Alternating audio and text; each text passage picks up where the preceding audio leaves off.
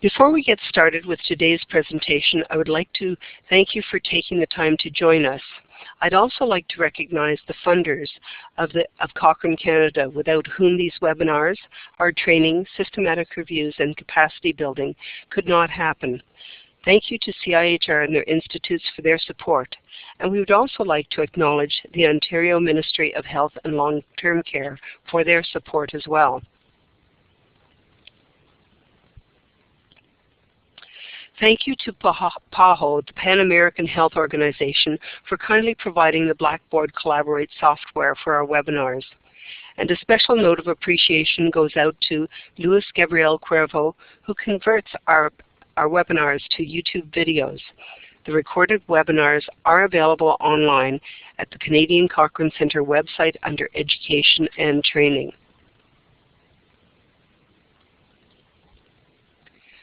Without further ado, I'd like to introduce today's webinar on navigating the healthcare information jungle, locating and understanding quality healthcare information to inform healthcare decisions. And today I'd like to introduce Michelle Fiander. Michelle has been an information specialist in healthcare research for approximately 10 years. Prior to this, she worked as a librarian at universities. She presently works for the Cochrane Effective Practice and Organization of Care, or EPOC group. So Michelle, it's good to have you with us today. Please go ahead. Hello everybody. I'm going to ask you to use your happy faces again or your thumbs up to let me know if I sound okay to you. Yes, it seems good, Michelle. Okay. All right, everyone. Thank you, as Eileen said. Thanks very much for joining us today. This is going to be, an overview of finding some healthcare information, and hopefully it will dovetail with the other two speakers you've heard in this series. So we're looking at locating and understanding healthcare information to inform your decisions as consumers. We're going to cover sort of three broad areas today. We're going to look very briefly at the context, the information environment we all live in. We'll look at types of health information, and we'll look briefly at finding health information. So today's context, I think information is almost endless. I think we can all agree on that. And thanks to the web, it is at our fingertips. We hear things through a variety of channels. It's difficult for lay people and professionals alike to know exactly where to look for information. And it is difficult for lay people and professionals alike to decide which type of information is best. A little screenshot here of a few newspapers. We hear and see media reports pretty routinely. Sometimes we are looking for them, we pursue them, and sometimes we're simply inundated. We hear things from friends, like this: my doctor said I need glasses. I use both kinds myself. And of course, we hear things on the news. Jenny McCarthy has spoken out against vaccines and claims they cause autism. Her status as a celebrity has meant she's had pretty incredible reach. And public health departments, certainly around the country, have sort of had to battle that. A lot of the press she was getting. I had no idea who Jenny McCarthy was, but I found out pretty quickly because I heard about her daily on the news. So, like I say, sometimes people who don't have any professional knowledge can certainly get our ear. The web is a great resource. But beware of commercial websites.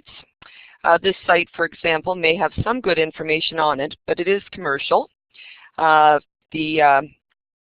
.co, I believe, is for a company or corporation in the UK, which just gives us its .com, typically here in Canada and the US.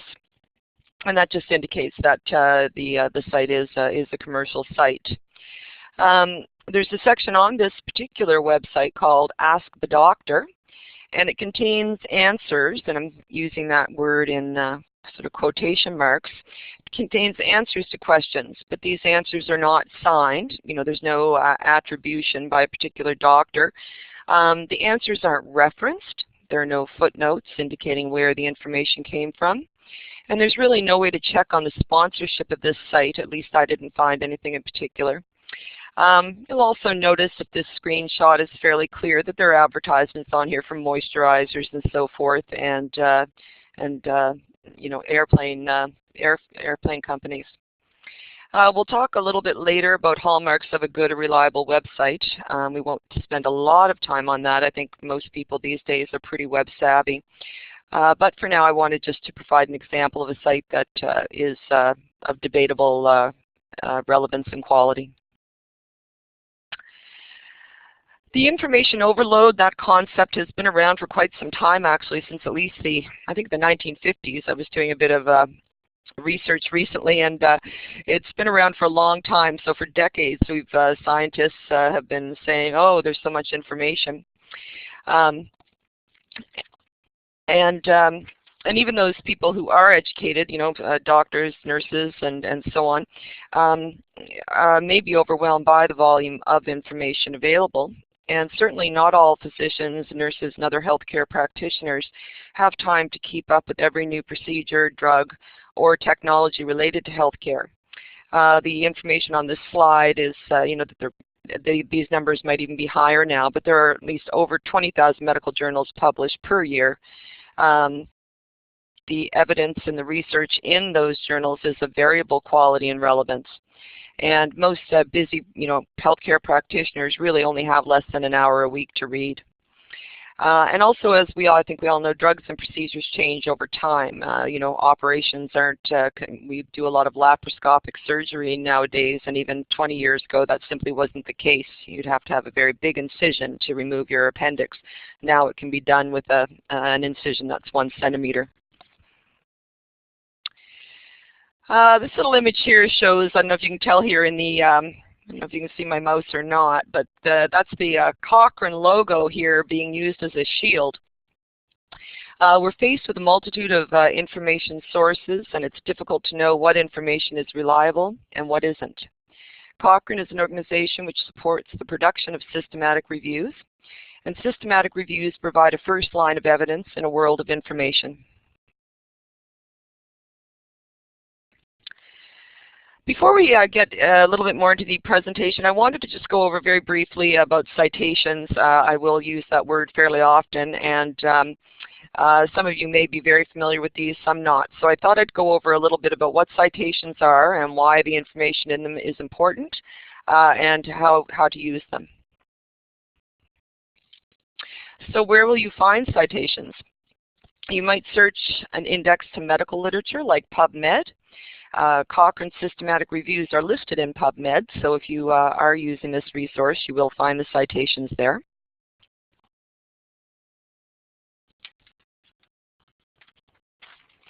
This is a screenshot of a Cochrane systematic review, and of course at the end of Cochrane systematic reviews you have lists of included studies, and so basically these are citations to the included studies, and you'll have citations or references to other articles and pieces that are cited in the review. We're going to talk about the anatomy of these pieces in a moment. So this little screenshot is taken from a library web page. So the anatomy of citation. A citation provides you the information you will need to find an article or a book. Today we're focused on articles. A citation tells us who wrote the articles, the authors, the title of the article, the journal where the article was published. It usually provides volume and issue numbering. It provides a date of publication and pagination. And all of this information will be needed if you want to find an article and read the whole thing. Sometimes you can find things freely online, and sometimes you can't. And even when you can, it's good, I think, to understand just what we're looking at when we're reading a citation. And this, this sort of format of title, author, journal name, and so forth is the same whether you're looking for health information or whether you're looking for an article in Bon Appetit. you know, a magazine about food and wine.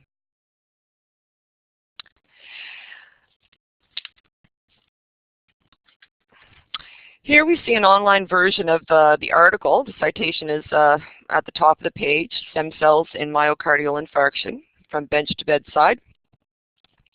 And I just wanted to point out here, I just thought I'd go through it quickly. So this article was published in the journal called Heart in March 2009, volume 95, issue 6. And the article runs from pages 508 to 514. If you come across something like a citation like this online and you want to read the article, this is what the information you might want to take into a library in order to see if they can get a copy of the article for you for free.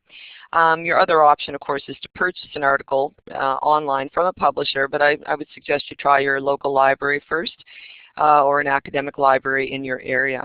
So I mean, when I say local library, I mean public library that everyone should have access to in most communities. This is just a page, this is like a table. This shows you all the volumes and issues of this particular journal, Heart, published over many, many years. You can see down the left-hand side you have you know, the 1970s, 1960s, and so forth. And so for each year there are going to be multiple issues of a journal. This is a picture of, this is sort of old-fashioned now, but still some of you will go into libraries and you will find journals on shelves. The older issues are usually put into hardcover books like this and put on shelves up in the library. So in this, this image, this journal is called History. It's got nothing to do with medicine. But inside it you will see multiple issues of the journal for like the year 2003 or 2004 as pictured here. Here again we're looking at this online journal, Heart, which is also available in print, I'm sure. And here again we just see the number of the issues in the January square here. We see that January for this year, 2013, it's volume 99, issue 1, and volume 99, issue 2. So I just wanted to give you show you this. You'll also see that in April there were 3 issues, whereas in January and February and March only 2 issues. So just to give you an idea of why those volume and issue numbers are important.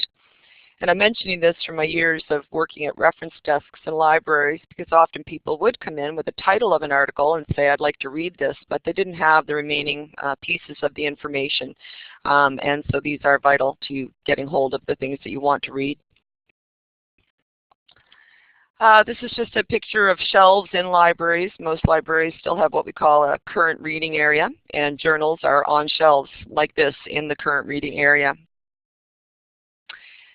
And just another picture of sort of a high school library here. We have more colorful covers of more, you know, not academic journals, but, you know, more popular magazines. But the principles are the same, that they come out in issues over time. All right. So now we're going to look briefly at types of health information. We are going to look at systematic reviews, and we are going to look at a few other types of information that are out there and talk about their characteristics. And we're going to be talking about their characteristics to help you understand what makes them more or less reliable for the purposes of answering a healthcare question. In a moment, I think when Anne's, if any of you were in the session Anne Lydia did, I think it was last week or 2 weeks ago, I'm going to show you an evidence pyramid. And if you Google evidence pyramid, you're going to find a page like this with dozens of pyramids on it. And I thought I'd show you that because each of these pyramids are similar, but they're not identical. But the idea is that it tries to show you that at the bottom there are more general types of information, and as we get closer to the top of the pyramid we have more focused types of information. So this pyramid shows Cochrane systematic reviews up at the top, and just looking for my notes here. And we are at the top of the heap because we have pretty high methodological standards for our reviews. Now, each of the types of information that are in this pyramid are legitimate types of information, no question about that. And each type of information can contribute to your understanding of a health condition, a disease, an infection, a treatment or a drug or a surgical procedure. But for information on the effectiveness of a treatment for a disease, the types of information found at the top of the pyramid are better. I blocked out a few parts of this pyramid. You'll see sort of some blue blocks in here, just for the purposes of simplification and so that we can focus on a couple of major types of literature. Here's another even smaller pyramid, just showing three types, sort of three categories of literature. Like say there are a whole bunch of them out there, so don't let that throw you. The general setup is the same. We still have systematic reviews near the top, at the top there.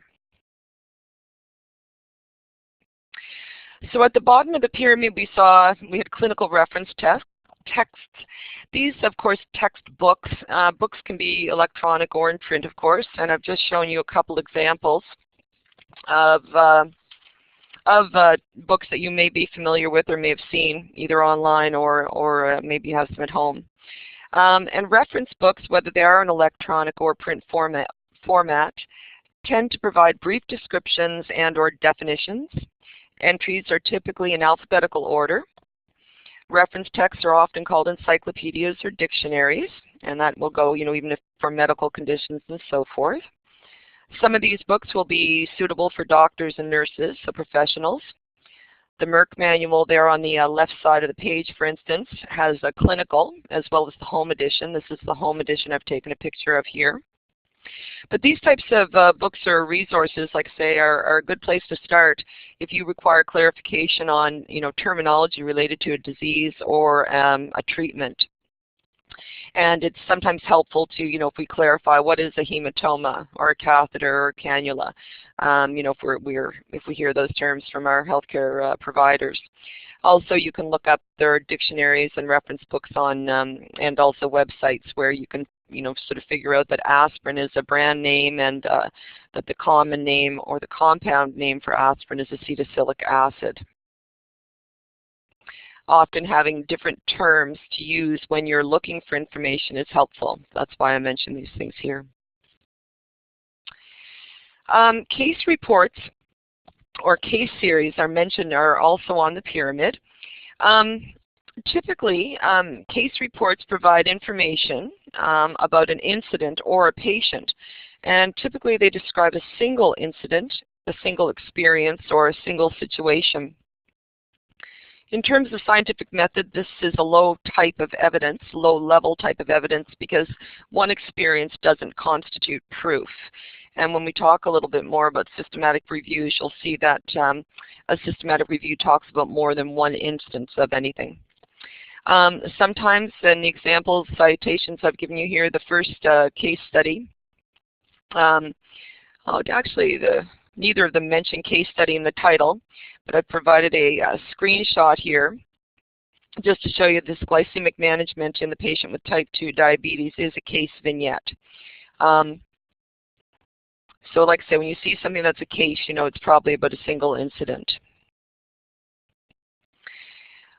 At Cochrane, we do systematic reviews, but of course, if you're searching through the literature and so forth, you will find things called literature reviews or reviews of the literature, and these are not the same as systematic reviews. Literature reviews have no particular methodology. They typically don't include statistical analysis, and they don't only include clinical trials, which is what systematic reviews do include, and we will talk about trials in a moment. However, literature reviews are still very useful. Papers, they can summarize, give you an overview of an area. So they can be quite useful. And in the follow-up package you'll receive after this, I think I've included one literature overview or review that you can have a look at on your own. So RCTs, randomized controlled trials. I'm just going to focus on those now. We also have things here, case cohorts and so forth, but we're just going to think about the randomized controlled trial, the RCT. It's an abbreviation you'll see fairly often. And RCTs are the gold standard of experimental designs to test the effectiveness of a treatment or a drug. Randomized controlled trials are the most rigorous way of determining whether a cause-effect relation exists between a treatment and outcome, and for assessing the cost-effectiveness of a treatment.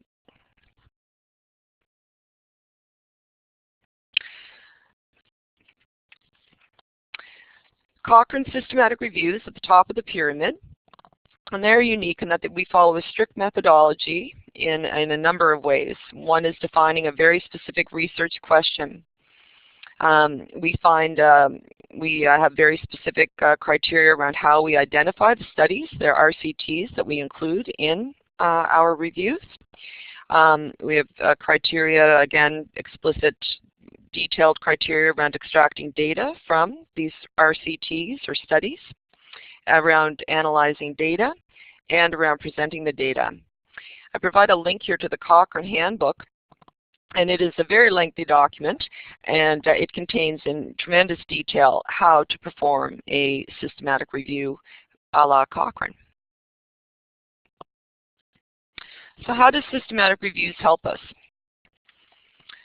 Systematic reviews help by accumulating research information and synthesizing research information. And they reduce the noise around us in this jungle of information.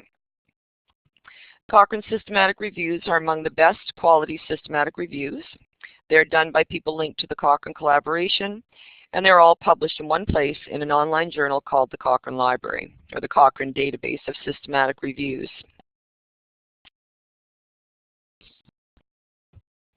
Okay, finding systematic reviews and other information. So we know these systematic reviews are valuable, so how do we find them? This is a screenshot of Cochrane.org, the website for our organization. And there are a few ways to access our reviews and other Cochrane content. Arrow 1 on the left of the screen points to the list of reviews. There's literally a list of our systematic reviews on our website. And then if you look over to the right, the second arrow, it points, it's a link, it shows you the link to access the Cochrane Library. The Cochrane Library is subscription-based, but we can still search it, and we'll talk about that in a moment. So this page shows us I've clicked on the tab called Cochrane Reviews. And it's maybe useful for you to browse in this way if you're not very familiar with our content and so forth. Just one moment, I'm sorry, I can't see my notes on the screen, so I have to move things around a little bit. Okay. So if we click the Cochrane Review tabs, this is what we see. The text in the middle provides a description of Cochrane Reviews, something I've said already, but of course a little more detail. If you go to the live web page, you'll be able to read it. And it's a good place to review, like I say, in more detail what I've talked about already. The left menu, which I've circled, provides a number of interesting options. And if you're interested in finding out which of our reviews have been most recently accessed by people like you, you can click on the link called Top 50 Reviews.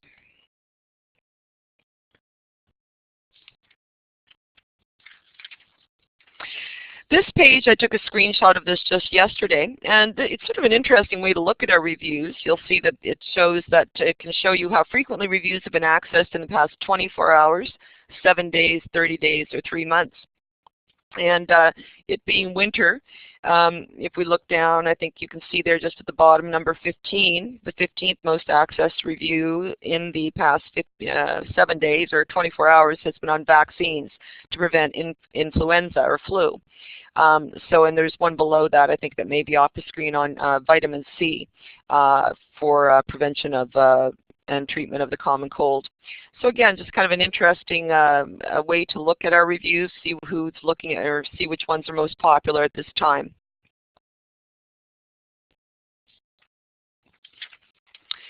The other thing you can do from the menu, using the menu on the left, is you can browse free summaries. That's, like I say, over on this left-hand menu.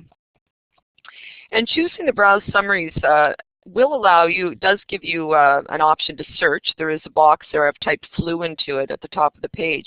You can enter a word or two and you can pull up a list of Cochrane reviews where these terms appear. This isn't a particularly sophisticated way to search, but it will often do the trick for you. And the good thing about searching our reviews like this is that you will immediately see the straightforward summary of the topic, the plain language summary, without necessarily getting bogged down in the details of the review.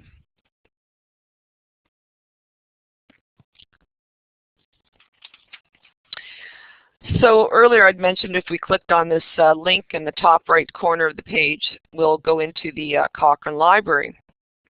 And this is the front screen, or the first page you'll see if you go into the Cochrane library. And you can search it even if you don't have a subscription to it, which is really handy. The only thing you won't be able to do is you won't be able to get at the full text of an entire systematic review if you don't have a subscription. Nonetheless, there is still plenty of good information that you will be able to find for free by taking this route.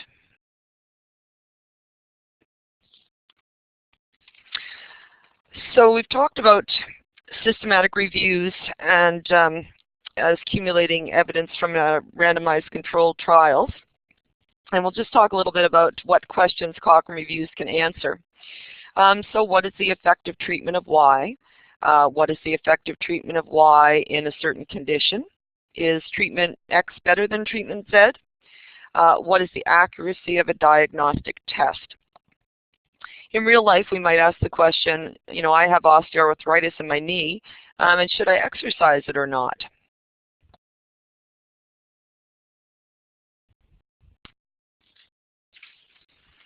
This screen shows us, I've typed in search terms, osteoarthritis and knee, and I've clicked the Go button over there, and I've returned a list of hits, okay? I've circled on the left-hand side this menu which tells us where our results are coming from. The Cochrane library contains multiple databases. And so the first thing you'll be most interested in, I think, are the Cochrane reviews. And if you can see on the left there are 53 Cochrane reviews where osteoarthritis and knee appear, okay, in the title, abstract, or keyword fields. And that may be a few too many to go through, so let's look at the next screen. So since we had 53 there, we might want to add another, what did I have? I'm just going to go back a screen, sorry about that. Okay, I'm sorry, I got a little lost. Okay, so I've typed in osteoarthritis of the knee, and in a lot of databases you would have to put the word "and" in between the terms here. But in the Cochrane library, "and" is taken as a given, so it will search for these terms, all of them. Okay, so we're finding right now that we have reviews where osteoarthritis, knee, and exercise all appear.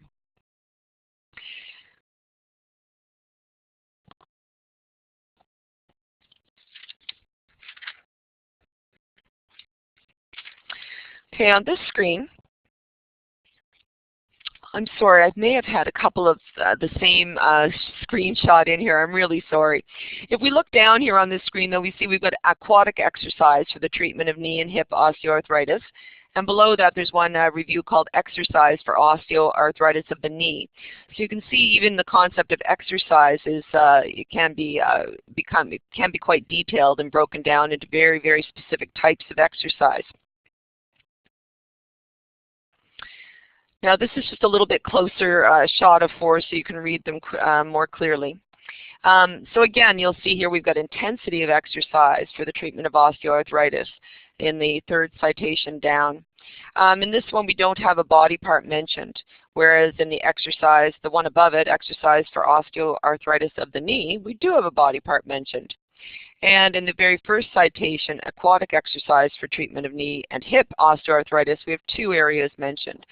So I wanted to show you these just to give you an idea when we were on the screen a few slides ago where we talked about the types of questions that Cochrane reviews can answer. You can see that they can be quite specific.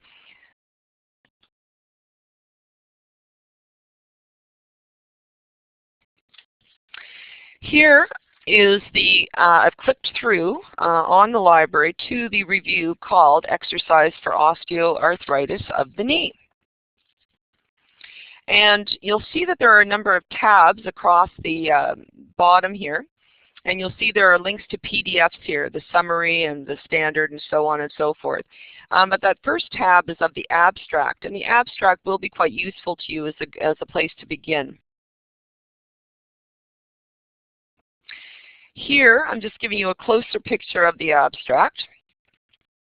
And in the abstract will always be structured in the same way. You'll get a little bit of background on the topic of the review. So you'll usually, this will provide us with a bit of information about osteoarthritis of the knee in general. Then you will have the objectives of the review. So in this case, to determine whether land-based exercise is beneficial for people with knee osteoarthritis. And you'll see too in terms of reduced joint pain or improved physical function. So the outcomes are very clear here. This review is looking at reducing pain and improving function. So it's the outcomes are quite specific here. Search methods, it'll always give you a brief idea of how many databases were searched and so on. But the main results will also be interesting to you, because here we'll find out how many of these studies or RCTs were considered to identify, to come to the conclusions that this Cochrane review has come to. If we scroll down past the abstract, and the abstract's meant for scientists as well as anybody who wants to read it, but then we also offer this plain language summary. And the goal of the plain language summary is so that those of us who aren't physicians and nurses and scientists can understand what the review says, and we can get to the bottom line of what this review is, telling us. Does exercise work or doesn't it? Does it reduce pain? And does it help people improve their, ability to walk and otherwise physically function? So you will get that information in the plain language summary.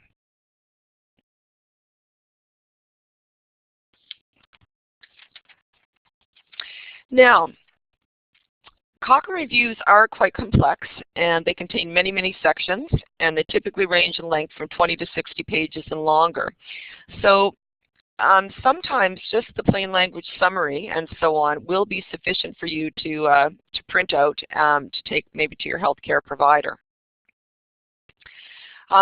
In this slide, I talk a little bit about, doing just that, about communicating the information that you find if you search in the Cochrane database of systematic reviews. Sorry, there's someone at my door. How you can communicate this information to other people, okay? So you might want to print out the abstract and the plain language summary, and then you can either go to your library, a public library or a university library, and ask for help obtaining a copy of the full review. You could give the information from the abstract and the plain language summary to your doctor, your physiotherapist, or a friend, if you were looking around for information for a friend. And the information in these pieces, these short sections of the review are usually very helpful. We'll talk briefly about other information sources. The Cochrane Library contains, and maybe when you receive the slideshow after this session, or if you just go to the Cochrane Library on your own, I'd had a slide that showed that there were various places, there are sort of sections of the Cochrane database. It contains not just our Cochrane systematic reviews, but also a database of trials, and also links to other systematic reviews. This University of York, the Center for Reviews and Dissemination, is located in the United Kingdom, and we partner with them and we provide their content through the Cochrane Library. So the little screenshot I provided on the right, you see that one that says Other Reviews 28? Those records come from this place, the University of York. And they provide you with links to systematic reviews that are not from Cochrane. But sometimes, maybe if you can't find a Cochrane review, you may want to use one of these reviews.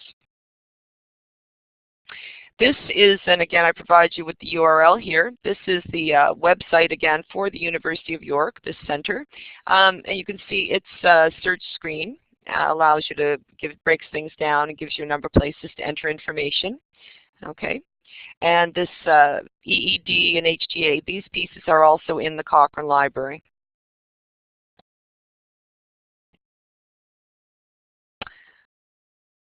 Again, another search screen here. I've searched knee osteoarthritis. Again, so the same topic in a different database.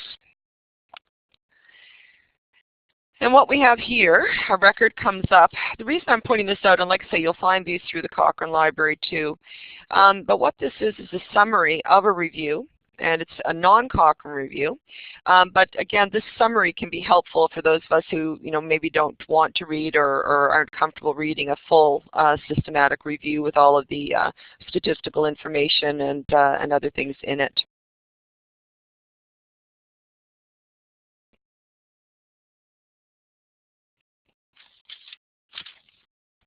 And if you scroll down that record, at the end you'll find these bibliographic details. So this is the stuff about the references with the volume information, so on, that I talked about earlier. These pieces in green are also hyperlinks. So literally if you click on them, you can go through to find this record in PubMed, for instance. And sometimes PubMed will provide you with links to free full text, so that can be useful.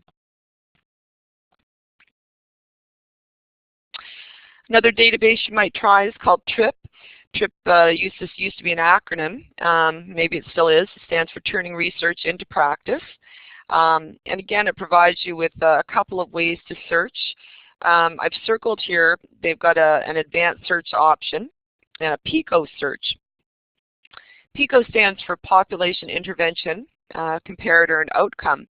And sometimes these are the ways we think about problems that we're having, health problems that we're having. If we click on that advanced search screen, the search is laid out like this. So again, the population, and population sounds like maybe it would be people, but sometimes it's the condition. So in this case, osteoarthritis of the knee. And the intervention we're interested in is exercise. So a screen like this can help you sometimes if you're just trying to think through, how do I search for information, or what is the problem I'm trying to find out a treatment answer to. If we search those particular terms, we get 206 results. And over on the right-hand side of the screen, again, sort of like in Cochrane, we have sort of it shows you that there are different types of information and evidence available on this topic.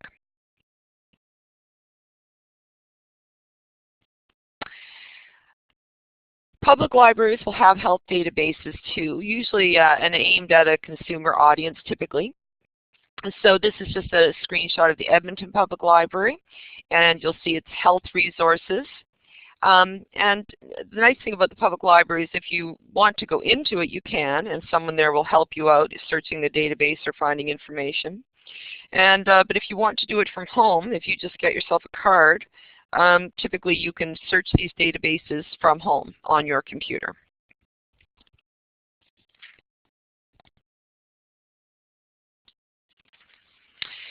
This page here is a decision aid page, and decision aids are I'm not sure if you're familiar with them, but often when we have a health problem, and our physician says to us, well, you could have surgery or you could take a drug, for instance, and sometimes it's hard for us to figure out what is the best way to go. So this inventory of decision aids, you can search it. There's an A to Z sort of list. You could type in something like osteoarthritis and come up probably with, well, you will come up with a list of these things that you can print out, and what they will do is they will help you maybe discuss with your doctor what is the best way for you to go. The decision aids will give you some information on the pros and cons of treatment or a drug. And again, try to help you make a decision. And typically these are good things to use in consort with your physician or caregiver. Guidelines were mentioned in the pyramid we looked at very early on. And this is a website from the Agency for Healthcare Research and Quality, which is a huge organization in the United States. And guidelines are, again, something that practitioners, your doctor, your nurse, your physiotherapist might use in order to understand the best way to treat your condition. So you can search in here too. You know, again, something that you might want to search and look for and take them to your doctor. Or just to inform yourself on maybe what medicines are recommended for a particular condition. When you're looking at a guideline, I didn't pull one up here and we can't really go live, there will be references in it and so on. So you can always look at the references too to see if they cite, for instance, Cochrane systematic reviews.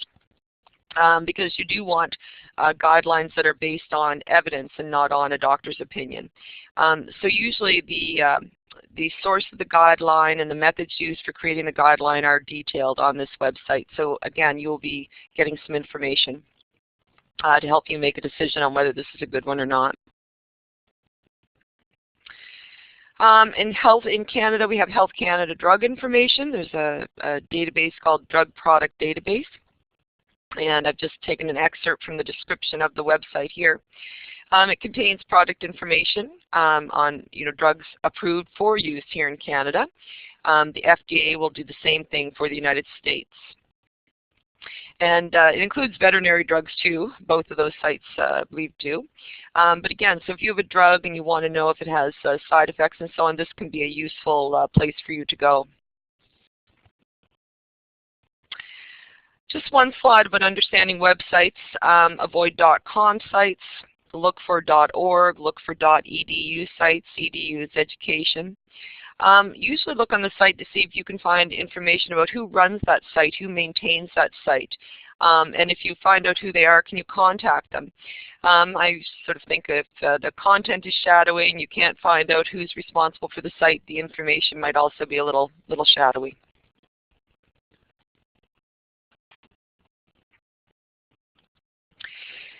Self-directed learning.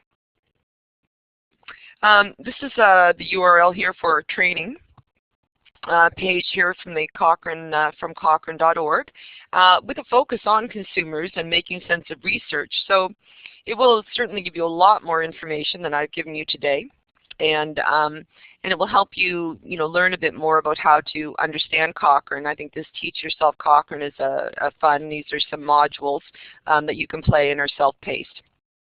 You'll see strictly Cochrane there below it, a quick step around research and systematic reviews. So again, it will definitely give you more information on this pyramid of evidence, what randomized controlled trials are, why they're important, and how Cochrane works. And I think this A Day in the Life of a Clinical Trial is kind of fun as well. And of course, there's the getting involved and staying informed. So you already are involved. You've heard about us and you're here at this webinar. So, but a bit more information there for you. A bit of suggested reading. I came across a few articles I thought were interesting. And again, these links will provide you to the online free full text. And the systematic review and meta-analysis when one study is just not enough. Because basically Cochrane systematic reviews pull together the information from a whole bunch of randomized controlled trials. And by doing this, they give us a much fuller picture of the effectiveness of a particular treatment. So this article, I had a look at it. It's quite straightforward. You might find that quite interesting and informative on understanding just a little bit better what these systematic reviews are. Also, understanding controlled trials and why they're important, another article, and I give you the link here. There's a glossary here at the National Institutes for Clinical Excellence talking about terms like randomized controlled trials and so on. We have a similar glossary on the website at Cochrane.org, but I figured you are familiar with Cochrane.org, so I wanted to just show you another option. And critical appraisal of healthcare literature. This, again, is something I found online from Cardiff University. And again, a very interesting guide on sort of understanding how to, critically look at something that you're reading that has to do with healthcare intervention. So again, something educational, something to help you better understand and use the resources that are out there in the world. Some of these slides came from the training site at Cochrane.org and some people at the Australasian Cochrane Center, and a few of the slides came from a colleague at another Cochrane group, Tamara Radar, so I thank them. If you have questions, I'll let Arlene take over now, but I'm happy to answer anything. Just let me know. Well, before we begin to take questions, I'd like to thank you, Michelle, for your presentation on where and how to find quality healthcare information. Let's all send a round of applause to Michelle for presenting to us today.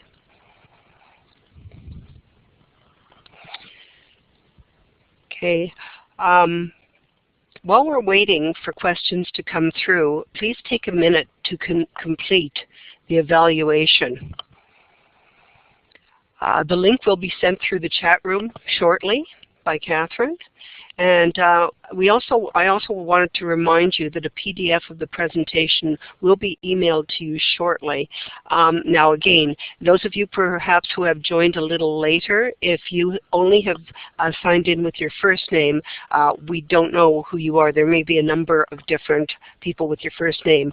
So if you would like to receive a PDF of this presentation, please, you can either email Catherine or put your name, your full name, and your email address into the chat area.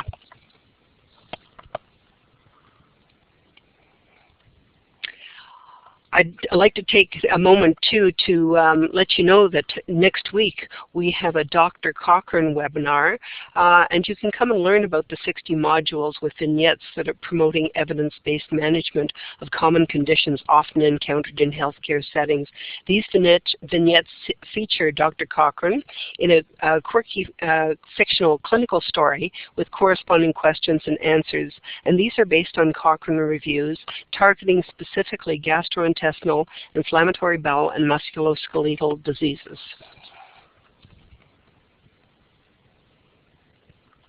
And of course, our symposium, which is coming up in April, the 11th Cochrane Canada Symposium in Ottawa, April 24th and 25th. We hope you can join us at that time. So, questions?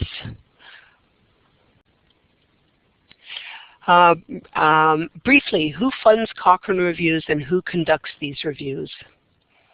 Michelle, would you like to answer that? Sure. Cochrane, every review group is sort of obtains its own funding. There's usually a principal investigator at a health institute or a university, and they receive funding to support the production of reviews. So it's always usually academics. I know Mary Ellen is on the call, and she's the director of Canadian Cochrane Centre. She might be able to be a bit more articulate on it. But most of the review groups, like I belong to a review group, my principal investigator is Jeremy Grimshaw, and we get funding from Canadian Institutes of Health Research. And one of the projects by my principal investigator is this particular Cochrane review group. Most of the authors who write the actual reviews are doing it just as something they want to do. And typically, again, they are either working in universities or hospitals, but they're doing it on their own time or maybe as part of their job, but it's free, really. Thank you very much, Michelle. We have another question. When accessing the various reviews from different websites, are findings generally the same, like never really big discrepancies, question mark? And an example here is given. Cochrane may find one thing and the University of York do they differ when trying to answer a question? Yeah, I saw that. I see your question there, Sue, and it's a good question, and I didn't really make that as clear as I should have, so I apologize. I mean, basically, you will find, I mean, if you search, the point I was trying to make with the York resources, and I may as well have just focused on finding them through the Cochrane Library, is that the Center for Reviews and Dissemination, they do these summaries of systematic reviews, and the summaries are helpful because it, you know, again, provides a sort of an easier way, faster way into a systematic review rather than reading the entire thing. But yes, and in terms of if I search Cochrane Library and I find a record from the Center for Reviews and Dissemination, the records in Cochrane will be not quite as up to date as those found on the native website at the at York University. So we do our updates a little less frequently. I think it's quarterly still for the content from York, whereas if you go to the York site directly, it will have some things that have been added more recently. As to different conclusions, I mean, if you find two different systematic reviews, one a Cochrane and one a non-Cochrane, whether the findings are the same or not, I don't know. You'd have to look at them and see. I hope this answers your question. If it doesn't, please feel free to ask again.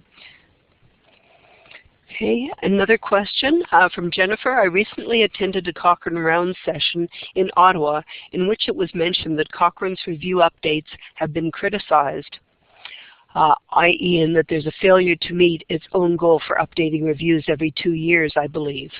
I'm wondering if you can speak to this, please. What is the plan for updating reviews? Yeah, updating reviews, you're right. We do have a goal. And again, the way the Cochrane is set up is that we have all these independent review groups, so groups that carry out reviews and typically in specific clinical areas. So we're connected because we all are involved in Cochrane, but at the same time, staffing levels differ depending on the funding each group gets. And so on. So sometimes there are issues around, do we have enough, time to help the authors update the reviews? It's a really complicated issue. At the sort of editorial base, the Cochrane operations unit and editorial units, which are located in the UK, there is work going on with methodologists and so on to figure out, what processes might we institute to support authors in updating their reviews. Because remember that although I work for a review group and I help the authors of our reviews, I don't write the reviews. So we have to say to the authors, do you have time to update your review? So there are many, many issues there. However, what I can say is that different review groups and the sort of operations units and editorial units in the UK we are looking as a whole organization at how can we better support authors? How can we, maybe through processes or technology, support more rapid updating of our reviews? Because you're absolutely right, it's incredibly important to keep the evidence up to date if it's to be useful. And I didn't talk a lot about it, and I don't know if any of the sessions did, but the production of a Cochrane review, I mean, they take anywhere from 1 to 2 years or more. They're really, really labor intensive. Okay, thank you. Thank you, Michelle, for this. Mary Ellen Shafsma, the Executive Director of the Canadian Cochrane Centre, has something to add to the question about funding. And she says, yes, governments fund review groups, but the author teams often are not getting paid. They only get support by the review group. We do not accept commercial funding at all. So that's adding to that, the answer that you gave, Michelle. There is another question here. I'm just going to go back. From Dorothy? There we are. Yes. Yeah, I've read that. Yes. Yeah, Dorothy, so if we could just read the question, so we've got the answer. That's okay. Thank you, Michelle, for a very clear presentation. Could you please go through how the citations are presented, i.e. if they are from a book or a journal or an essay, etc.? Okay, Dorothy, the long and the short of it is that for a book usually you don't have volume numbers, and nor will you have page numbers, so that can be something just to twig you if you're looking at a citation and you're wondering where it's from. So those pieces that I showed you on the slides, where you have an author, sort of a title of the actual article, and then another title of the journal. A book, of course, will just usually have the title of the book. There's a lot of variation in actually how you actually report things, but maybe what I can do is that I know that Eileen will send out this slideshow, and I do have notes on the slides, which may help make a little bit more sense of some of the things in the program. But what I can also do is I'll add a resource to point you to a couple of places about citing things, if that would be helpful, okay? Okay. Benoit asks, how do you manage the potential conflict of interest that are behind studies eventually selected in the Cochrane revision and can influence their reliability? So Benoit, how do you manage potential conflict of interest that are in the, I think you mean the Cochrane reviews. Well, in the process of doing the systematic reviews for Cochrane, there is a tool, well, number one, the authors of Cochrane reviews are asked to declare any conflicts of interest. So on every review you look at, there should be statements of any potential conflicts of the authors themselves. And then within the review itself, in terms of selecting studies, the handbook outlines basically. I'm working on a review myself actually, and for instance, one of the studies is pretty poor quality, and we assess that quality using a validated tool to say, does the study report this, and how does it report this, and we look at the statistical methods to see if they are valid, again based on procedures that should be followed if you're calculating certain types of values and so on. So there are a number of things in the process of doing the review. We do a quality assessment. We look for areas of bias in the studies themselves, and there are sections in the Cochrane handbook just about the types of bias that we look for, and we try to report on those so that as you're looking at the review, you will find you'll find a table that shows you the bias that we have identified, or if we've identified it. And so again, you read the results. You then you can look at the risk of bias table. You look at, there's another summary called grade, again where we pull together a summary and we assess whether or not the level of the evidence is strong or weak, and so on. So there are a number of things that are involved in reviews, or part of the whole process, that try to mitigate against bias and so on. Thank you, Michelle. Let's see, and actually Dorothy writes back saying, may I suggest that multiple authors may diminish bias in a particular article? And there are ways to assess the, like say, the quality of RCT reporting and so on. There are definitely problems with with trials as they're published and reported. And of course, one issue with trials is that some of them aren't published. Particularly, there's fairly good knowledge around studies that report poor outcomes for a drug or a treatment. Often they're not published. So there are problems with that. Sometimes the base of the literature itself may be compromised because we don't even have the full picture.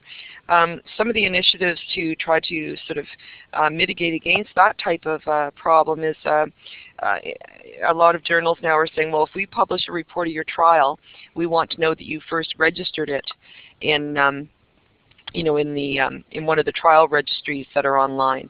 I didn't talk about those at all today, but there's one at the World Health Organization, the International Clinical Trials Platform, and it brings together trial registrations from around the world. And the idea is that if you're going to do a trial, you tell people, you make ahead of time, you say, we're going to do this trial, this is what we're looking for, this is what we're measuring, and this is the population we're looking at, and then when you report it, you must do the same thing. It's the same idea with the Cochrane review. We require authors to write a protocol to say what they're going to do and how they're going to do it.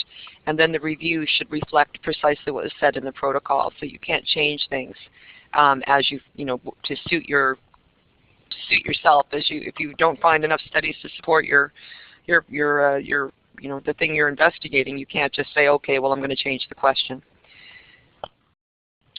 Here's a question about topics and questions that are answered by Cochrane reviews. Are they strictly driven by the review groups and authors? And who decides what questions will be answered? That's a really good question. And again, within the within review groups over the years, different review groups have used different sort of processes to decide, what topics should we address.